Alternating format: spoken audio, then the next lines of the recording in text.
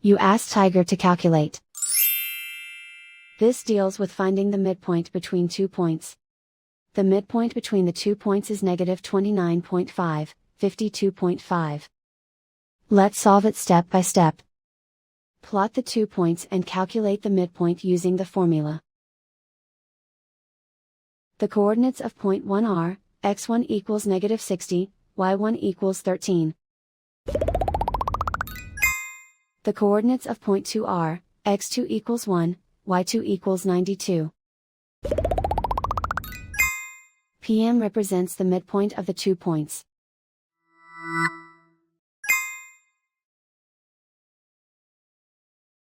Use the x values in the midpoint formula to find the midpoints x. x1 equals negative 60. x2 equals 1.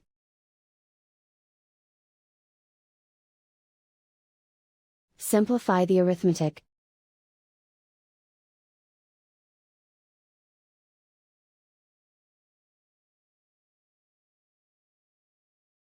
Use the y values in the midpoint formula to find the midpoints y. y1 equals 13. y2 equals 92. Simplify the arithmetic.